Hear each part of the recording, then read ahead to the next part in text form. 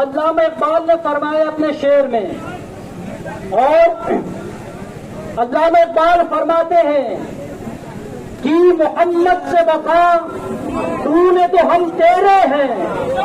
اللہ فرما رہا ہے، علامہ اقبال آیت کی ترجمانی کر رہے ہیں۔ اللہ کہہ رہے قل کہہ دیجئے حبیب ان کنتم تحبون اللہ، اگر تم اللہ سے محبت کرتے ہو فاتبعونی، میری اتباع کرو، میری وفاداری کرو، مجھ سے محبت کرو، میرے محبوب سے محبت کرو، یحببکم اللہ، تو اللہ خود تم سے محبت کرے گا۔ کہ محمد سے وفا تو نے تو ہم تیرے ہیں، یہ جہاں چیز ہے کیا لوح قلم تیرے ہے۔ دنیا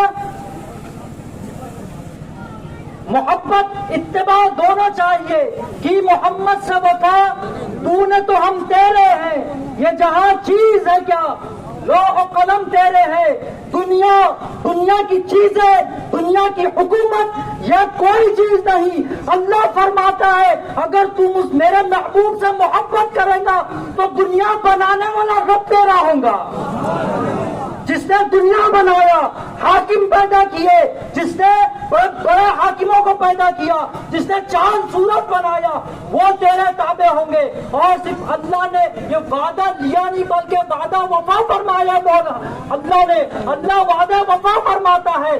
کس طرح کہ حضرت ابوبکر کی زندگی دیکھے کہ جب انہوں نے محمد سے وفا کی، اور وفا بھی کیسی وفا، نمازیں، روزے، حج، زکات، صدقہ، فطرہ، یہ الگ چیزیں، اتباع رسول، سنت رسول، یہ الگ چیزیں۔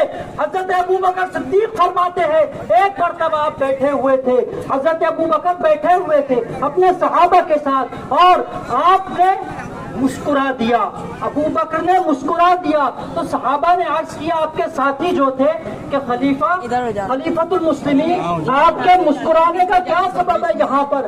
تو ابو بکر فرماتے ہیں مجھے ایسی کوئی بات، کوئی ہنسی کی بات، کوئی لطیفہ نہیں یاد آیا، میں نے ایک مرتبہ دیکھا تھا کہ سرور کائنات صلی اللہ علیہ وسلم اس جگہ بیٹھ کر مسکرائے تھے، میں نے حضور کی ادا میں مسکرایا ہے۔ وہ حضور کی ادائیں ایسی کرتے تھے۔ ایک صحابی جا رہے ہیں کسی سفر پر، اور امامہ بندہ ہے آپ کو، اونٹ پر یا گھوڑے پر سوار ہے، ایک درخت کے نیچے سے گزر ہوتا ہے۔ ہم محمد کی محبت کا دعویٰ کرتے ہیں، اتباع رسول کا دعویٰ کرتے ہیں، ہم کہتے ہیں یا رسول اللہ ہماری جان، مال، سر آپ پر قربان، سر کٹا دینے کی بات کرتے ہیں۔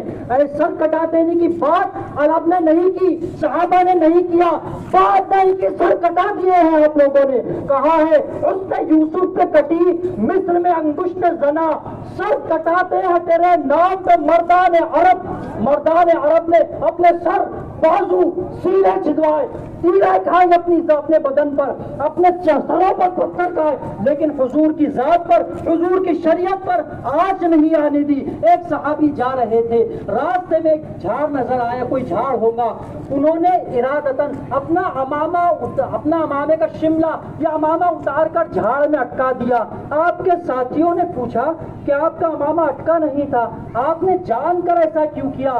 کہا میں نے ایک مرتبہ حضور کے ساتھ سفر میں تھا، میں نے دیکھا کہ سرور کائنات صلی اللہ علیہ وسلم جا رہے ہیں اور اس جھاڑ میں آپ کا امامہ اٹکا تھا، میں نے اس ادا کو دہرایا ہے۔ سبحان اللہ۔ وہ امامے اٹکانے کی ادا کو حضرت ابو ہریرہ امام حسن کے گھر پر آتے ہیں، اور حضرت ابو ہریرہ دروازے کے سامنے آواز لگاتے ہیں امام حسن کو، اے سیدو، اے جنتی جوانوں کے سردار، اے حضور کے پیارے، اے منع، میں آیا ہوں۔ آپ آواز لگاتے ہیں اور ایسے ہاتھ کھولتے ہیں اور امام حسن سے کہتے ہیں آؤ میرے گلے لگ جاؤ۔ جب امام حسن گلے لگتے ہیں تو حضرت ابو ہریرہ فرماتے ہیں میں نے ایک مرتبہ حضور کو ایسا ہی کر کے دیکھا تھا تو میں نے حضور کی نقالی کی ہے، حضور کی سنت ادا کی ہے۔ یہ سب کرنے سے کیا ہوا؟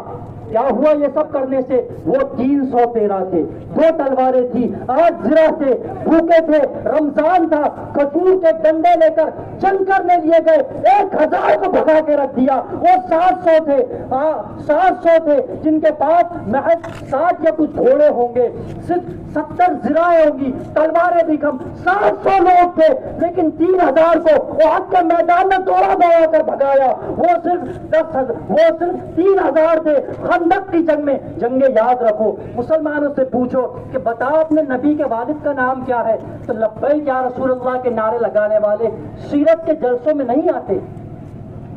لبیک یا رسول اللہ کا نعرہ لگانے والے نبی کے والدین کے نام نہیں جانتے ہیں, نبی کے دادا نانا خاندان کے بارے میں نہیں جانتے ہیں. لبیک یا رسول اللہ.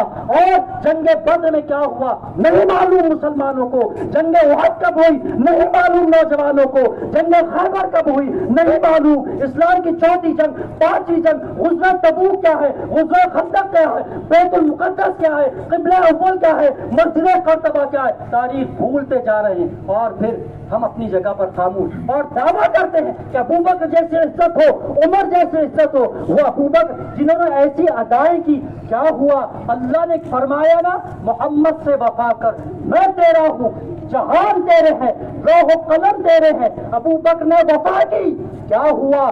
وہ ہر کل دربار میں بیٹھے بیٹھے کعبہ کرتا تھا. کسرا کو شکست کے صدموں سے موت آ گئی. جنگ خندق میں 3000 تھے, 10,000 پر بھاری پڑے. جنگ خیبر میں مسلمان کم تھے, یہودیوں کو قلعے سے ہکال کے رکھ دیا. ہر جنگ میں مسلمان کم رہے لیکن محمد سے وفاداری تھی, تو اللہ نے ایسی مدد فرمائی کہ ہزاروں لاکھوں کے لشکر پر بھاری آ گئے. یاد کرو صلاح الدین ایوبی کو. آج صرف مسلم خواتین نہیں, ہماری ملک کی ہر عورت مسلمانوں کی حفاظت کی ذمہ دار, مسلمانوں کی حفاظت میں ہے.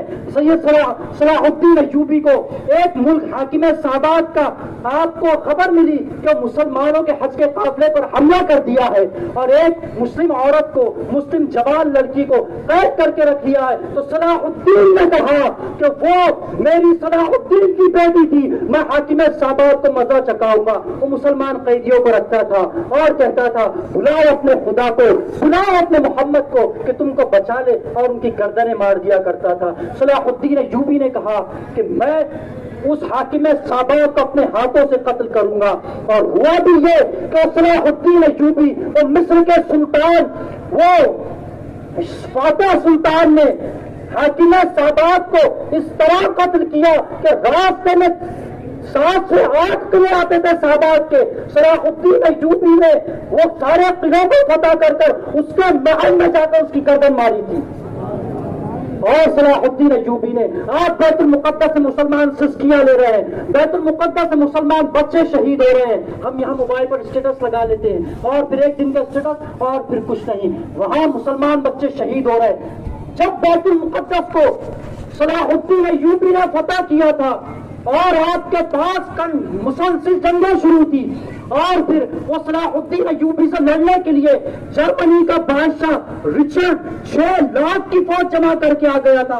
وہ صلاح الدین ایوبی وہ مرد مجاہد نے جس کی آخری عمر اتنا پیسہ بھی نہیں تھا وہ شخص کے پاس, اس سلطان کے پاس کے حج کو جا سکے. وہ صلاح الدین ایوبی نے, وہ عشق رسول میں سرشار سلطان نے کیا کیا, وہ 6 لاکھ کی فوج کو بیت المقدس کی دیوار تک پہنچنے نہیں دیا. یہ کیا تھا؟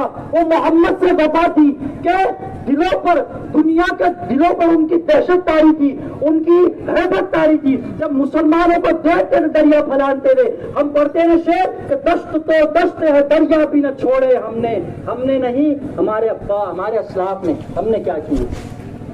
دشت تو دشت ہے دریا بھی نہ چھوڑے ہم نے, بحر ظلمات میں دوڑا دیے گھوڑے ہم نے. یہی تھا کہ جب دریا کو روانی کا طوفان سیلاب جاری تھا, ادھر کفار کھڑے تھے, صلیبی عیسائی یہودی کھڑے تھے, اور وہ ہنس رہے تھے مسلمانوں پر کہ سیلاب کیسے پار کر کے آئیں گے. وہ مرد مجاہد سعد بن ابی وقاص نے دریا میں اپنے گھوڑے ڈال دیے تو وہ دیکھ کر بھاگے, یہ بول کر بھاگے کہ دیو والے. وہ خالد بن ولید جس کا ہم تذکرے سنتے ہیں, کون خالد بن ولید, کب ایمان لایا؟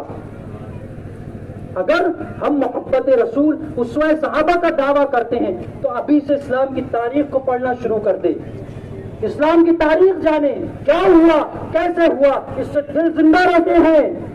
دل زندہ رہتے ہیں، دلوں سے بزدلی بھاگتی ہے، دل میں مردانگی پیدا ہوتی ہے۔ وہ خالد بن ولید جن کے بارے میں ہے کہ جمعہ سے دوسرے جمعہ تک ایک قلعہ فتح کر لیتے تھے، ایک جنگ میں آپ کی ٹوپی گر گئی، ایک جنگ میں آپ کی ٹوپی گر گئی۔ خالد بن ولید نے اس زور کا حملہ کیا کہ کئی مجاہدین شہید ہوئے، لیکن آپ نے ٹوپی چھڑا کے لا لی، ٹوپی لے کر آئی، اس کو سینے سے لگایا، آنکھوں سے لگایا، اور جب آپ کے ساتھیوں نے عرض کیا، کمانداروں نے، کہ آپ نے ایسا کیوں کیا ایک ٹوپی کے لیے، کہا یہ محض ٹوپی نہیں، اس میں سرور کائنات صلی اللہ علیہ وسلم کی مہر مبارک ہے، میں اس کے لیے ایک دستہ تو کیا ایسے 1000 دستے قربان کر دوں گا۔ تو یہ اسوہ رہا صحابہ کا، اسی لیے اللہ ان کے ساتھ رہا کہ محمد سے وفا تو نے تو ہم تیرے ہیں، یہ جہاں چیز ہے کیا لوح و قلم تیرے ہیں۔ اس بات کو یاد رکھیے کہ محمد سے وفا دنیا پر حکمرانی کی وجہ ہے، دنیا پر حکمرانی چاہتے ہیں، حضور سے وفا چاہیے۔